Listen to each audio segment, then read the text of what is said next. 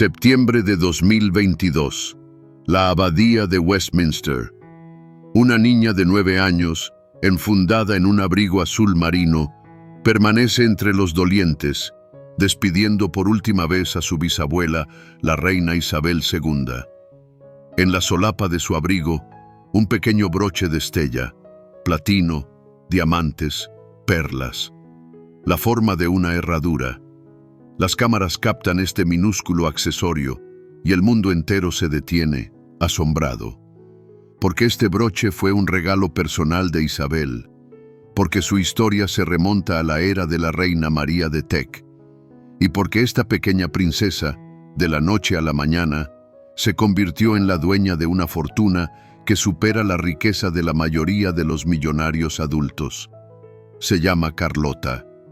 Y hoy desvelaremos cómo una niña que aún no ha cumplido los 10 años ha llegado a ser la heredera más rica del mundo. Hablaremos de las joyas que ya ha recibido y de los tesoros que le aguardan en el futuro. Para desentrañar la historia de este broche, debemos retroceder un siglo. Nos situamos en la Inglaterra de principios del siglo XX, donde la corona acababa de pasar de Victoria a su hijo, Eduardo VII, marcando un cambio de época. La austeridad victoriana cedía su lugar al fasto eduardiano. Las mujeres se despojaban de sus vestidos de luto para lucir etéreos atuendos de encaje y seda. Los joyeros exploraban nuevos horizontes, trabajando con el platino, ese metal revolucionario que permitía crear engastes increíblemente finos, casi ingrávidos, para los diamantes. Fue precisamente en esta era cuando ascendió al trono una mujer cuya pasión por las joyas se convirtió en leyenda. María de Teck, esposa del rey Jorge V. Alta, majestuosa, con una postura impecable y la aguda mente de una coleccionista, María no se limitaba a llevar joyas. Las perseguía con el entusiasmo de un arqueólogo en busca de tesoros de civilizaciones antiguas. Cada broche, cada tiara de su colección poseía una historia, una procedencia, un linaje. Tras la Primera Guerra Mundial, con Europa en ruinas y las grandes duquesas rusas vendiendo diamantes familiares por una miseria en hoteles parisinos, María adquiría estos tesoros. Compraba joyas a aristócratas arruinados, a casas de joyería que liquidaban existencias, pero no adquiría cualquier cosa, solo aquello que se ajustaba a su impecable gusto, solo lo mejor. El broche en forma de herradura se unió a su colección precisamente en esos años. Aunque la fecha exacta de su creación se ha perdido en los archivos, los joyeros, por su estilo, lo datan de finales del siglo XIX o principios del siglo XX. Una base de platino, engastada con diamantes de talla antigua, flanqueada por 2 grandes perlas. Elegante, pero sin estridencias. Refinado, pero sin pretensiones. Así eran las joyas que María amaba. En el arte joyero de la época, la herradura era un símbolo que trascendía la mera buena suerte. Era un distintivo de pertenencia al mundo ecuestre, al ocio aristocrático, a la vida de las fincas rurales con sus caballerizas y cacerías. Para la familia real, donde el amor por los caballos se transmitía de generación en generación, un broche así era una elección natural. Hablaba un lenguaje inteligible para unos pocos elegidos. Nadie sabe con certeza si María encargó este broche o lo adquirió de algún aristócrata europeo. Sin embargo, desde su llegada al tesoro real, se convirtió en parte de esa increíble herencia que la corona británica transmite de generación en generación. Pequeña, casi inadvertida entre tiaras y collares, esta pequeña herradura aguardaba pacientemente su momento. Esperaba a aquella que apreciaría verdaderamente su simbolismo. Esperaba a una princesa para quien los caballos no serían solo un pasatiempo, sino la pasión de toda su vida. Imaginen que sostienen este broche entre sus manos. Lo primero que percibirían sería una inesperada pesadez. El platino es más denso que el oro, e incluso una joya tan minúscula pesa más de lo que parece a primera vista. Un metal frío que, en un instante, adoptará la temperatura de su piel. Una superficie lisa, pulida hasta el brillo de un espejo hace un siglo. La forma de herradura está ejecutada con una precisión que roza lo sublime. No es una estilización ni una interpretación abstracta. El artesano que concibió este broche, sin duda, estaba familiarizado con las herraduras auténticas. Se aprecian todos los detalles, los 7 orificios para los clavos, la curvatura característica, incluso una sutil asimetría que le confiere un aire vital, genuino. La base de platino sirve de armazón para una constelación de diamantes, 48 gemas, cada una no mayor que la cabeza de un alfiler, pero seleccionadas con una meticulosidad asombrosa. Estos son diamantes de talla antigua, la llamada talla europea. Exhiben 58 facetas en lugar de las 57 actuales. Con una corona más alta y un pabellón más corto, a la luz del día no proyectan la chispa deslumbrante de las piedras modernas, sino un resplandor suave, casi untuoso. Sin embargo, bajo la luz de las velas o la iluminación eléctrica, estallan en un fuego interno que cautiva y retiene la mirada. Precisamente por este efecto, los joyeros de la época eduardiana valoraban la talla antigua. 2 perlas coronan los extremos de la herradura. Grandes, perfectamente esféricas, con un cálido matiz crema.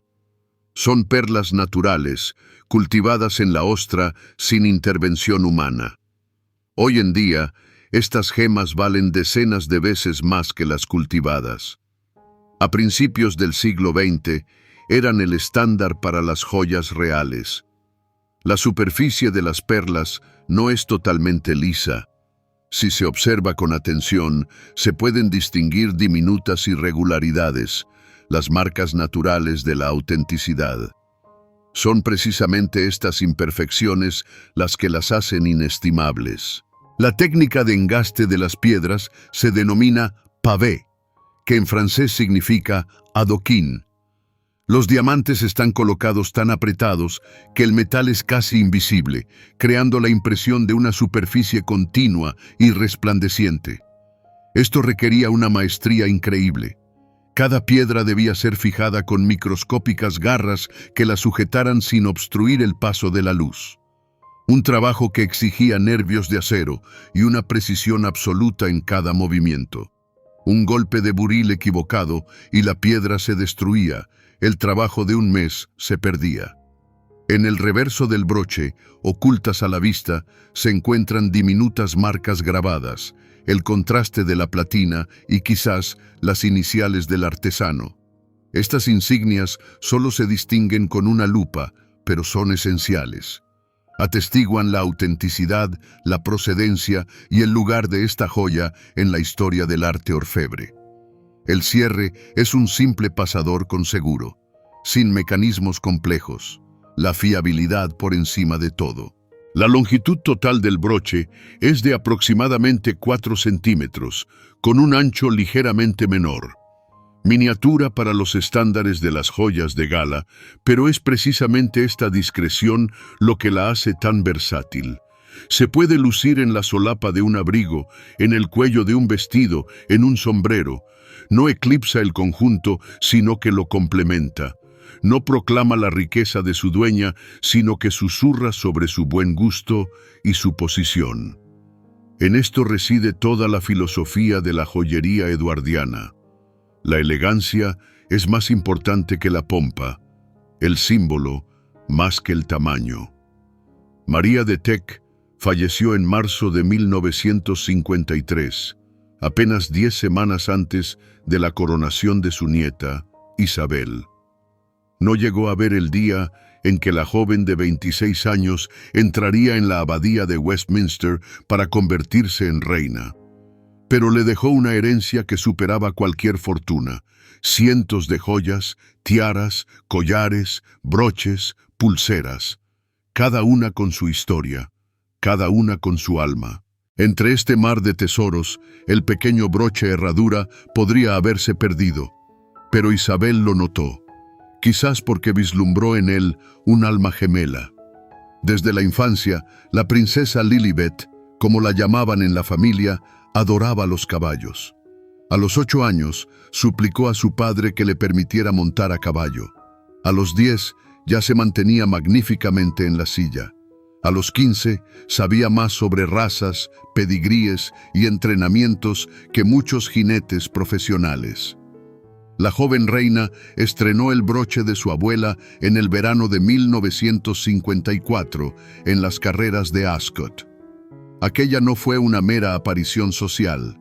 El Royal Ascot era, y sigue siendo, el evento cumbre de la temporada hípica británica. 5 días en los que aristócratas, industriales y simples aficionados a los caballos se congregan. Para Isabel, era una peregrinación. Nunca se perdió Ascot, ni siquiera en los años más complejos de su reinado. Aquel día, lució un elegante traje azul de Hardy Amis, el principal diseñador de la realeza de entonces. Una chaqueta entallada, una falda lápiz hasta media pantorrilla y un sombrerito de ala discreta. Y en la solapa de la chaqueta destellaba la herradura, minúscula, casi imperceptible para quienes se hallaban a distancia. Pero los que estaban cerca la veían con claridad. Los diamantes irisando bajo el sol, el poder del símbolo. Los periódicos del día siguiente no glosaron el traje ni el sombrero. Escribieron sobre el broche. Los cronistas de moda captaron el mensaje. La joven reina, que había ascendido al trono un año antes, declaraba sus prioridades. Los caballos no eran un pasatiempo para ella, eran una pasión. Y no tenía intención de renunciar a esa pasión por la corona. El broche de su abuela se había convertido en un manifiesto, una declaración de quién era ella en realidad. Desde ese día, la herradura se transformó en uno de los accesorios predilectos de Isabel para los eventos ecuestres. Lo lució en carreras, en visitas a criaderos de caballos, en las ceremonias de entrega de premios de las Derby Stakes. Cada vez, el broche comunicaba el mismo mensaje. Aquí no solo hay una reina, aquí hay una mujer que comprende a los caballos, que los siente, que pertenece a ese mundo. Coleccionistas e historiadores de la joyería comenzaron a rastrear las apariciones del broche, a fotografiarlo, a catalogarlo. A finales de los años 60 ya gozaba de su propia reputación.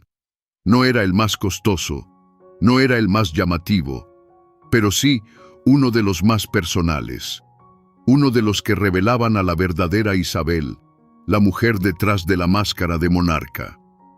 Isabel II reinó durante 70 años.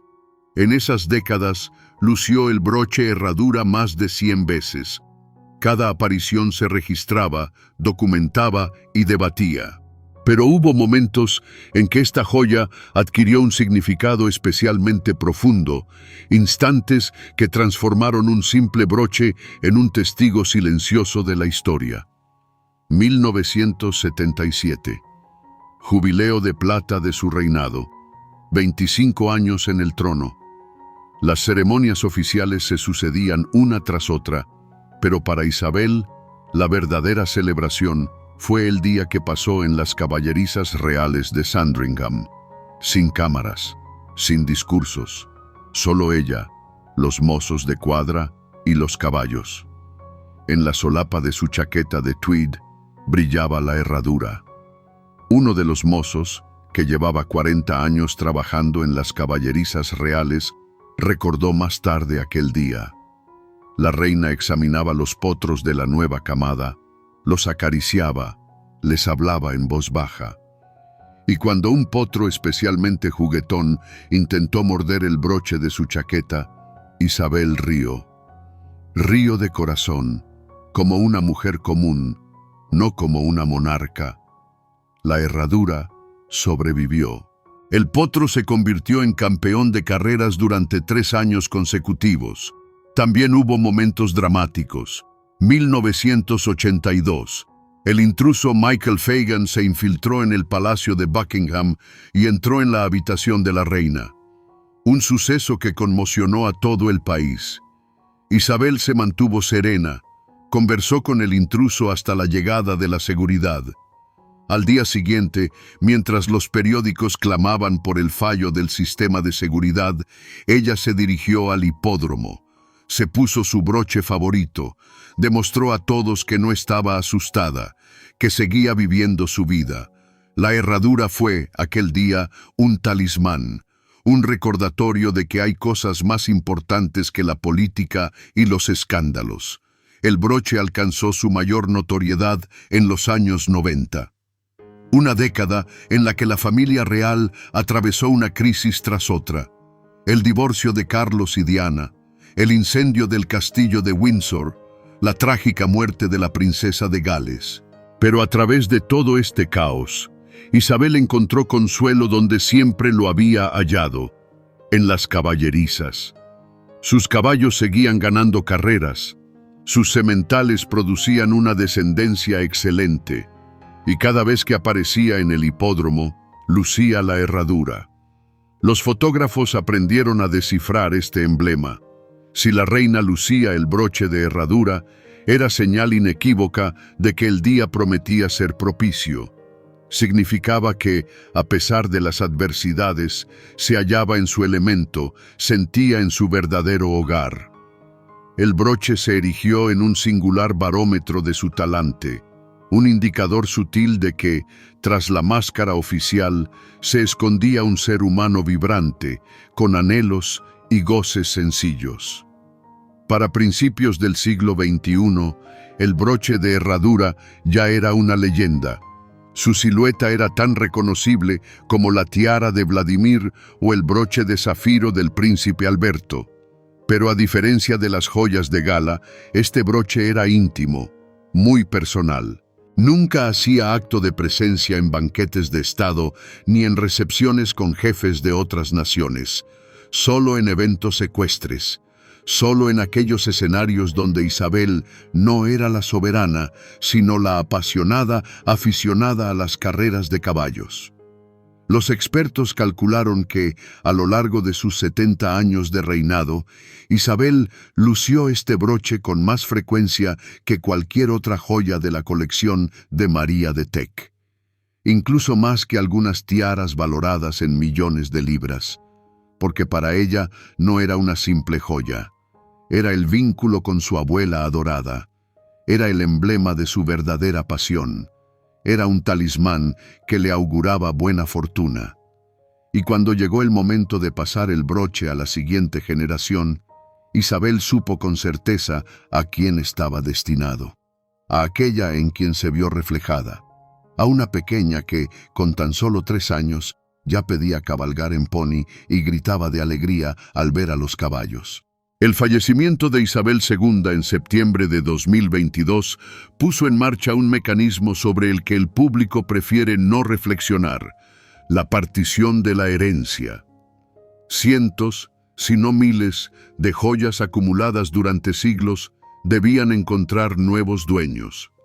Y fue entonces cuando comenzó aquello de lo que la familia real jamás habla en público: una silenciosa contienda por las gemas. Formalmente, todo es muy sencillo. Existen las joyas de la corona, que pertenecen al Estado y se transmiten de monarca en monarca. Y existen las alhajas personales, de las que su dueño puede disponer a su antojo. El broche de herradura caía dentro de la segunda categoría. Isabel podía legarlo a quien quisiera, y se lo legó a Carlota. Sin embargo, esta elección levantó ciertas preguntas. Al momento de su deceso, Isabel tenía 4 hijos, 8 nietos y 12 bisnietos. ¿Por qué precisamente Carlota? ¿Por qué no Savannah, la bisnieta mayor, hija de Peter Phillips? ¿Por qué no Beatriz o Eugenia, sus nietas, que estuvieron junto a la reina toda su vida? Los periódicos esquivaron el tema con delicadeza, pero en los salones de Londres, los susurros volaban. Se hablaba de favoritismo, de que Guillermo, como futuro rey, tenía derecho preferente sobre las reliquias familiares, de que Kate Middleton había sabido mover sus hilos para favorecer los intereses de sus hijos. Especialmente punzantes fueron los comentarios provenientes del entorno del príncipe Enrique. Aunque oficialmente nadie dijo nada, fuentes cercanas a los duques de Sussex insinuaron que la distribución de las joyas había sido injusta, que los hijos de Enrique, Archie y Lilibet, también bisnietos de Isabel, habían quedado desatendidos. Que el broche de herradura bien podría haber ido a parar a Lilibet, la niña nombrada en honor a la difunta reina. Pero Lilibet Diana Mountbatten Windsor reside en California. No asistirá a las carreras hípicas británicas. No representará a la familia real en los hipódromos. Y en ello, quizás, resida la clave de la elección de Isabel. También circulaban rumores más sombríos. Se decía que la princesa Ana, ella misma una apasionada jinete y medallista olímpica en equitación, aspiraba a poseer este broche. Que entre Ana y Guillermo hubo una acalorada conversación sobre la herencia. Que Carlos III, el nuevo monarca, se vio obligado a intervenir y ratificar la voluntad de su madre. No existen pruebas que respalden estos rumores. El Palacio de Buckingham guarda silencio. Pero la mera existencia de tales habladurías revela el inmenso valor de aquella diminuta alhaja. Existe incluso una leyenda por completo fantástica. Según esta, el broche solo concede buena suerte a quienes aman verdaderamente a los caballos. Se cuenta que en varias ocasiones, cuando fue lucido por mujeres indiferentes a la equitación, ocurrieron desgracias, caídas, lesiones, escándalos. Por supuesto, esto es pura superstición. Pero resulta fascinante que Isabel jamás obsequiara este broche a nadie en vida. Ni siquiera permitió que lo llevara su hija Ana. Lo guardó para la única heredera que consideraría digna. Y esperó a su nacimiento. Fue el 8 de septiembre de 2022. En el castillo de Balmoral, Escocia, Isabel II falleció a los 96 años, rodeada de su familia. La noticia se esparció por el mundo en cuestión de minutos. Una era entera había llegado a su fin. 70 años de reinado, 70 años de historia. Y con la reina se desvaneció aquella época en la que la monarquía parecía inamovible, eterna e inalterable. 10 días de luto nacional. Una procesión desde Balmoral hasta Edimburgo. De Edimburgo a Londres. Cientos de miles de personas se alinearon a lo largo del recorrido para despedir a la mujer que había sido una constante en sus vidas. Para la mayoría de los británicos, ella fue la única reina que conocieron. Un mundo sin Isabel parecía inconcebible. Pero llegó. 19 de septiembre, el día del funeral. La abadía de Westminster estaba abarrotada hasta el último rincón. Reyes y presidentes, primeros ministros y cancilleres, ciudadanos de a pie que habían recibido invitaciones por sorteo. 2000 personas dentro, millones en las calles de Londres, miles de millones frente a los televisores y ordenadores de todo el planeta. La familia real entró en la abadía. Al frente, el nuevo rey Carlos III. A su lado, la reina Camila. Detrás de ellos, Guillermo y Catalina con sus hijos. Jorge, de 9 años, con un traje oscuro, serio para su edad. Carlota, de 7 años, con un abrigo azul marino de Catherine Walker, la misma diseñadora que vistió a su abuela Diana. Sobre su cabeza, un sombrerito negro con velo, y en la solapa de su abrigo, el broche de herradura. Las cámaras la captaron al instante. Los operadores enfocaron, en una transmisión en vivo que el mundo entero observaba, un primer plano de la pequeña con la herradura de platino sobre el pecho. Los diamantes brillaban incluso en la luz tenue de la abadía. Las dos perlas blanqueaban sobre el fondo oscuro de la tela. Y aquellos que conocían la historia de este broche comprendieron el mensaje. Isabel misma eligió a quién legar su talismán, no a través de un testamento que se leería más tarde. Entregó el broche con antelación, quizás semanas antes de su muerte, quizás meses, pero quería que Carlota lo usara precisamente ese día, en la despedida, para que el mundo entero lo viera, para que nadie dudara. Esta niña no solo era heredera de un título, era heredera de una pasión, de una tradición, de ese pilar invisible, pero inquebrantable, que sostuvo a Isabel durante toda su vida. Carlota, de 7 años, permanecía en el banco de luto entre su hermano y su madre, completamente inmóvil, sin moverse, sin mirar a su alrededor, sin jugar con sus guantes. Comprendía la trascendencia del momento. Más tarde se sabría que fue Catalina quien explicó a su hija el significado de ese broche, qué implicaba llevarlo, la responsabilidad que conllevaba. Tras la ceremonia, cuando el féretro con el cuerpo de Isabel fue trasladado a Windsor para su sepultura en la capilla de San Jorge, fotografiaron a Carlota una vez más. Estaba de pie, de la mano de su madre, observando el coche fúnebre. Su expresión era seria, madura, y el broche de su abrigo resplandecía bajo el sol otoñal, igual que había brillado en las chaquetas de Isabel durante 70 años ininterrumpidos. Ese día una historia terminó y otra comenzó. El broche de herradura encontró una nueva dueña. Y aunque a Carlota le quedan muchos años por delante antes de poder lucir tiaras y collares de verdad, este diminuto broche ya la había convertido en parte de la historia viva. Parte de una tradición que hunde sus raíces en la época de la reina María de Teck. El testigo había sido entregado. La bisabuela había cedido a su bisnieta lo más preciado, no lo más valioso desde el punto de vista financiero, pero sí lo más personal, lo más importante. Junio de 2024, Londres, el cumpleaños del rey. El desfile militar anual, Trooping the Colour, una ceremonia cuyas raíces se remontan al siglo XVIII.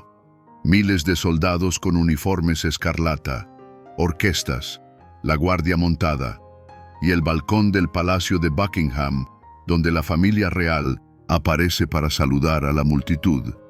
Este desfile fue especial.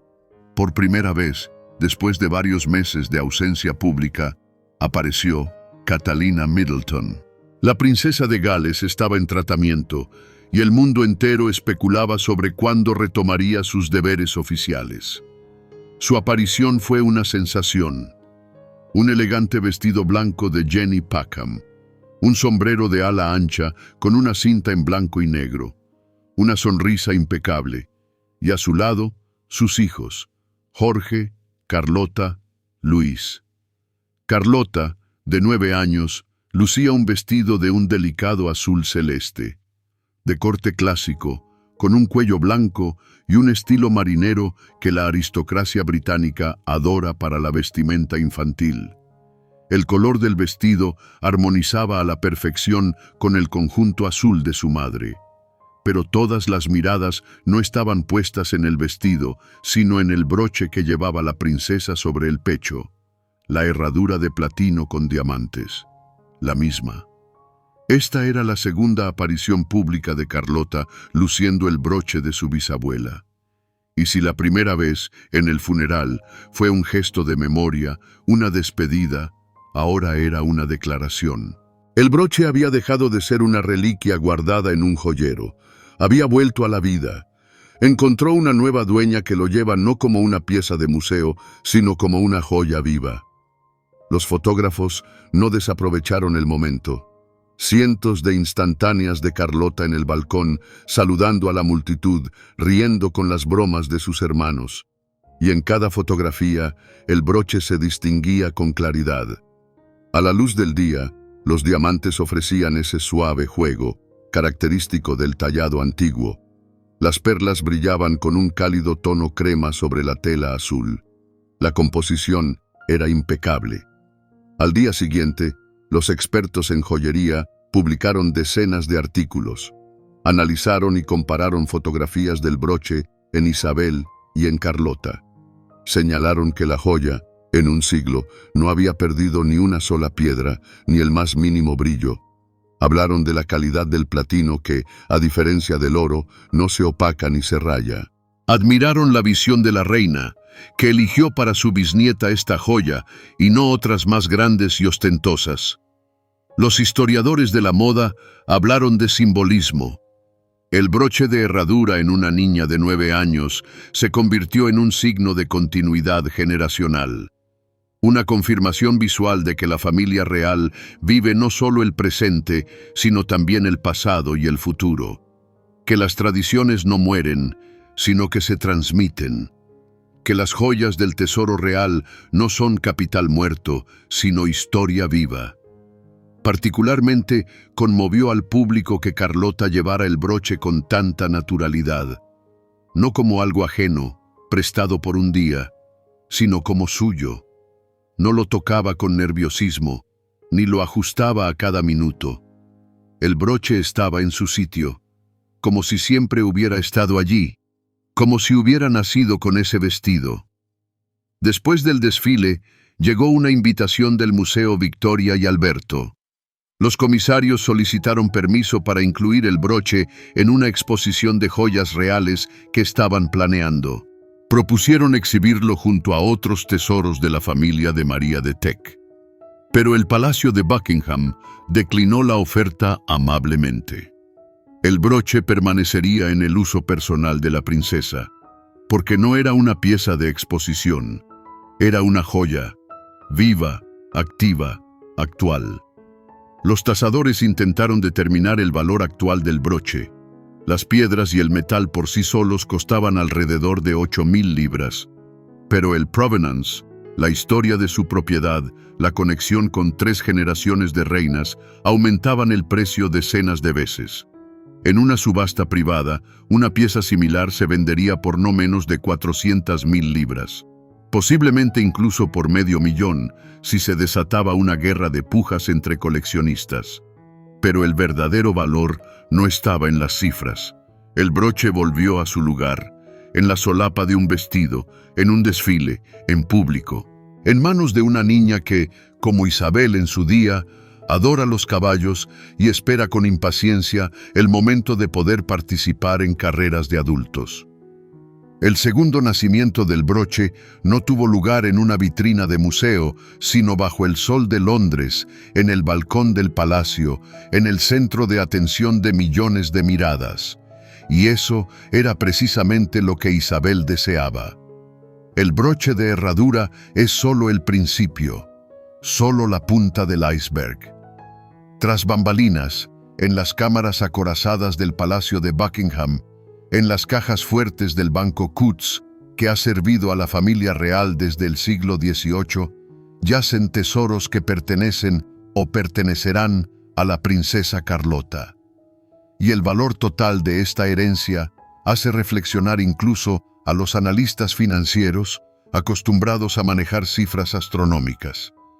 Comencemos con lo que ya pertenece oficialmente a la niña de 9 años. Según el testamento de Isabel II, que se hizo público parcialmente en marzo de 2023, Carlota no solo recibió el broche de herradura, también le correspondieron otras 3 joyas de la colección personal de su bisabuela. En primer lugar, un broche con forma de cesta de flores, oro, esmalte, diamantes, rubíes. Creado en 1940 por la firma Cartier, fue un obsequio para la reina madre Isabel. En 1953 pasó a manos de Isabel II. El broche mide 5 centímetros de altura, 128 diamantes de talla rosa, 36 rubíes calibrados y un delicado esmaltado de pétalos en técnica plique à jour, donde el esmalte brilla translúcido como un vitral. Su valor estimado en subasta oscilaría entre 250.000 y 350.000 libras esterlinas. En segundo lugar, un collar de perlas. A primera vista, parece sencillo, incluso modesto. 49 perlas de tamaño perfecto, entre 8 y 9 milímetros de diámetro.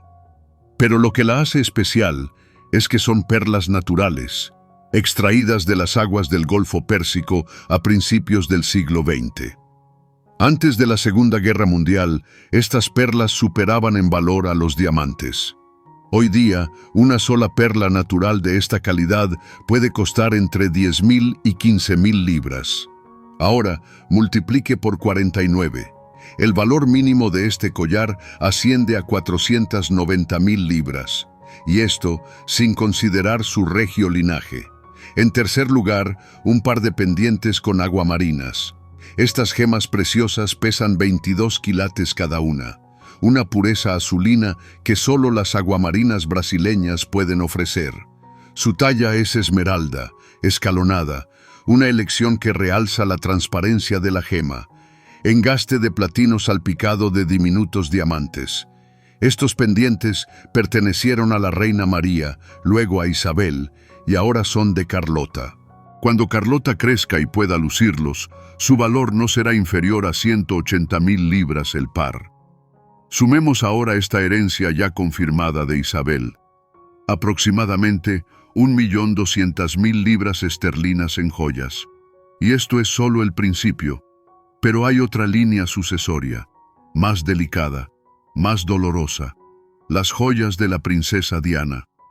Cuando Diana falleció en 1997, su colección personal de joyas fue valorada en 7 millones de libras. Según su testamento, todo debía pasar a sus hijos, Guillermo y Enrique, y a través de ellos a sus esposas e hijos. En 2010, cuando Guillermo le propuso matrimonio a Kate, le obsequió el célebre anillo de zafiros de Diana, un zafiro ovalado de Ceilán, de 12 quilates, rodeado por 14 diamantes. Hoy en día, este anillo está tasado en alrededor de 385.000 libras. Pero la colección de Diana albergaba otros tesoros. La tiara Spencer, una joya ancestral de su familia. Oro, plata, diamantes, diseñada en forma de corona de hojas y flores de tulipán. Esta tiara pertenece a la familia Spencer, pero por tradición la lucen las novias del linaje en su boda. Kate la ha lucido. Y un día, cuando Carlota contraiga matrimonio, también adornará su cabeza con la tiara de su abuela. El valor de la tiara Spencer se estima en 4 millones de libras. También encontramos un collar de perlas y diamantes, el que Diana lució en una recepción en Australia en 1985. 7 hilos de perlas, con un cierre de diamantes en forma de corazón. Esta pieza se custodia actualmente en una caja fuerte, aguardando el día en que Carlota alcance la edad adecuada. Su valor ronda las 200.000 libras.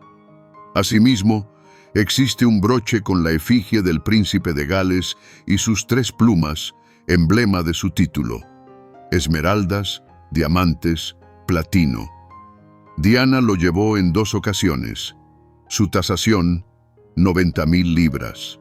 Además, un brazalete de zafiros y diamantes, obsequio del príncipe Carlos. 7 cabujones de zafiro, intercalados con eslabones de diamantes. Su valor en el mercado actual, 120.000 libras. Calcule ahora el total de la herencia de Diana que podría recaer en Carlota. Otros 4,5 millones de libras, como mínimo. Y ahora, añada las joyas que la princesa recibirá en el futuro. Por tradición, cuando una joven de la realeza alcanza la mayoría de edad, se le obsequia una tiara. Para Carlota, ya está destinada la tiara Strathmore Rose. Oro, diamantes, diseñada en forma de rosas. Perteneció a la abuela de Isabel II, la condesa de Strathmore. En 1959, Isabel la heredó. Ahora, está reservada para Carlota. Su tasación, 1,5 millones de libras. Existe la posibilidad de que Carlota reciba también la tiara Girls of Great Britain and Ireland, una de las tiaras más célebres y apreciadas de Isabel II, esa misma que adorna billetes y sellos, oro, plata, enormes diamantes de talla antigua. Creada en 1893 por la compañía Garrard, fue un regalo para la joven princesa María el día de su boda. Ella, a su vez, la legó a su nieta Isabel. Si esta tiara llega a manos de Carlota, su valor de venta ascendería a 5 millones de libras. Si pudiera venderse, claro. Pero es, simplemente, invaluable. Añada a esto la potencial herencia de otros miembros de la familia. De la reina Camila, quien posee su propia e imponente colección. De la princesa Ana, que a pesar de su sencillez, atesora joyas valoradas en millones. Y de las tías y bisabuelas por la línea materna de los Middleton, donde también hay joyas familiares, aunque quizá no tan fastuosas. Cuando Carlota cumpla los 21, al alcanzar la mayoría de edad, su colección personal de joyas valdrá no menos de 15 millones de libras esterlinas. A los 30, cuando reciba la herencia completa y acceda a las joyas de la corona como princesa de sangre, esta suma podría duplicarse. Pero la riqueza no se limita a las joyas. Carlota también hereda una participación en los activos de la familia real. En las propiedades del Ducado de Cornualles, que actualmente pertenecen a su padre. En el fondo creado por Isabel para sus bisnietos.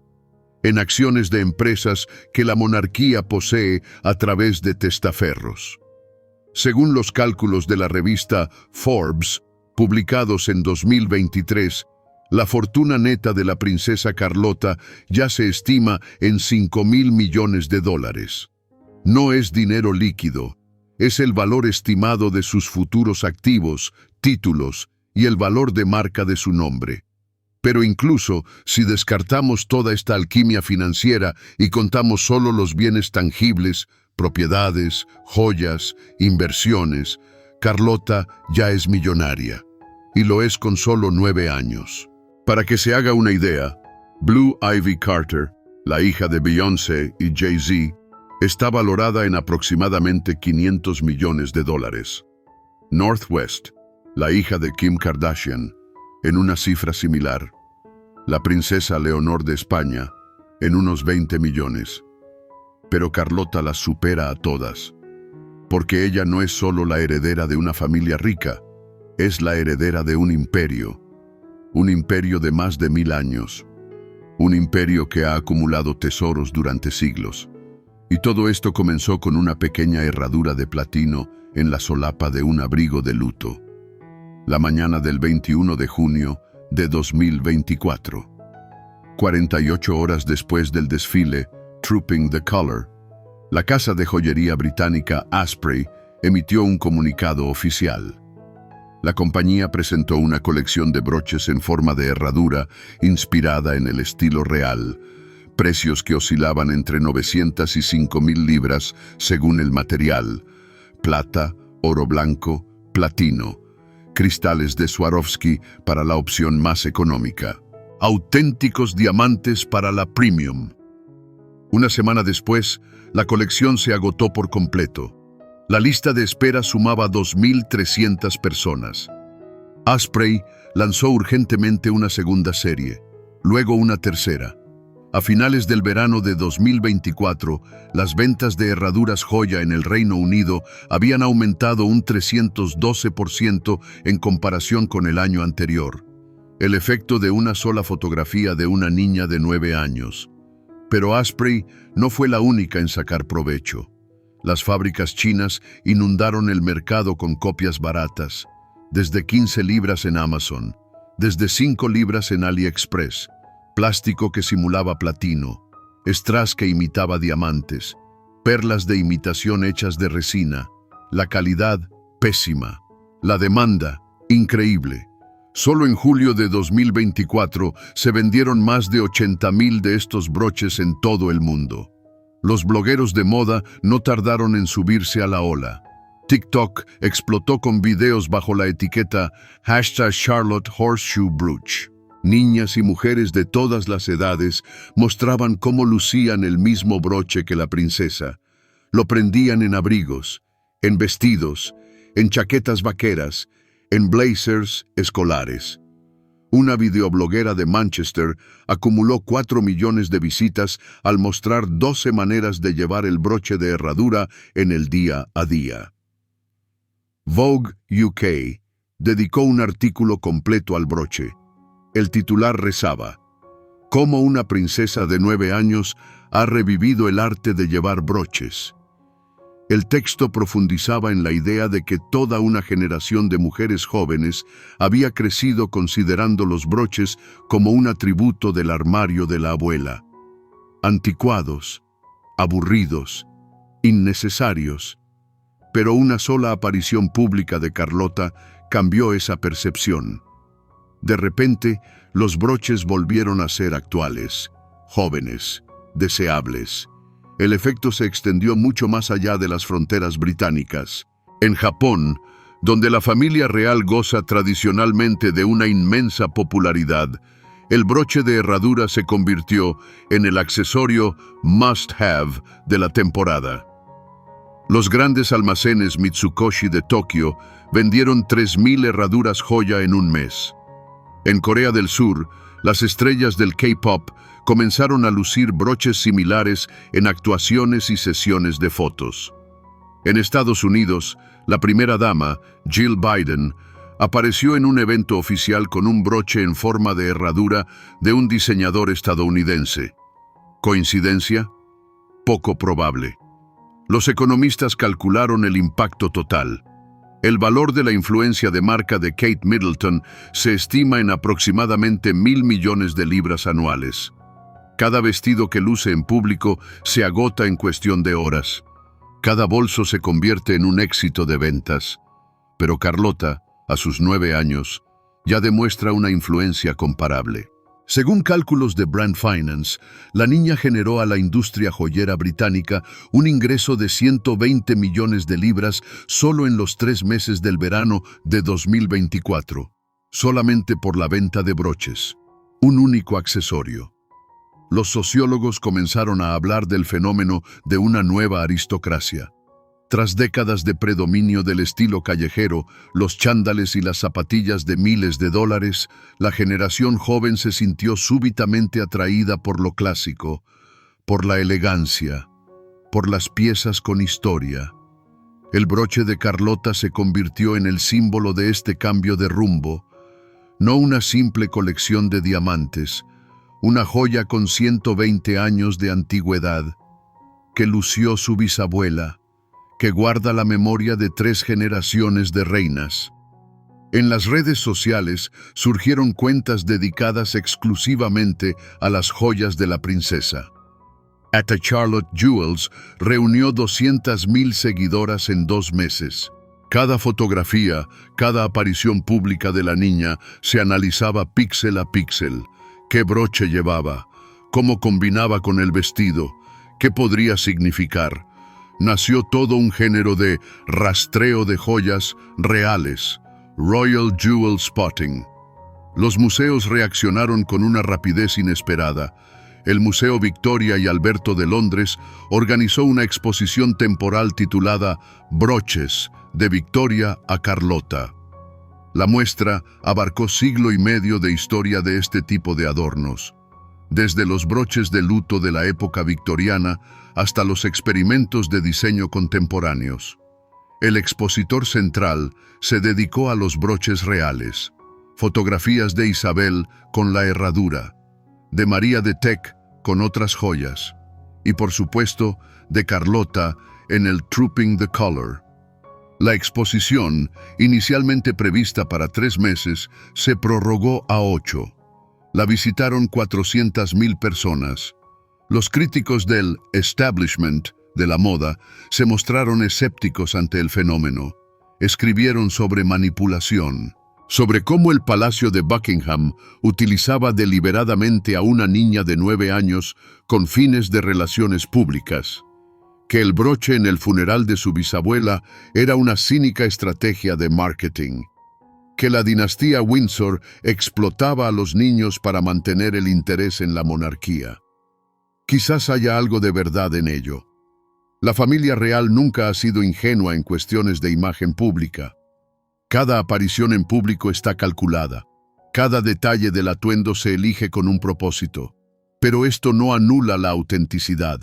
Carlota realmente ama a los caballos. Realmente estaba muy unida a su bisabuela. Realmente valora la herencia recibida. Y el broche en su vestido no es solo publicidad. Es un vínculo vivo con la historia familiar. A finales de 2024, la princesa Carlota entró en la lista de las 10 personas más influyentes del mundo de la moda según la revista Time. La única niña en la lista. La única que influye en la industria sin tener sus propias páginas en redes sociales, sin conceder entrevistas, sin firmar contratos publicitarios. Simplemente existiendo. Simplemente luciendo las cosas que le han sido legadas, simplemente siendo ella misma. Una pequeña herradura de platino engastada con diamantes ha recorrido un camino asombroso. Desde la colección privada de María de Teck, atravesando 7 décadas en las chaquetas de Isabel, hasta la solapa del vestido de una niña de 9 años. Y en cada hito de este periplo, el broche ha transformado la realidad a su alrededor. Confortó a la monarca en tiempos de tribulación. Se erigió en símbolo de pasión. Se convirtió en un icono de estilo. E inspiró a millones de mujeres en todo el mundo a redescubrir el olvidado arte de lucir broches. Y esto es solo el comienzo de la historia. Carlota tiene solo 9 años, décadas por delante. Cientos de apariciones públicas, miles de fotografías. El broche la acompañará en su boda, en la coronación de su padre, en el nacimiento de sus propios hijos. Será testigo de una nueva era, de un nuevo siglo. Y cuando Carlota sea una anciana, entregará esta herradura a su heredera. Y la historia se repetirá, porque los verdaderos tesoros no envejecen, solo acrecientan su valor con cada generación.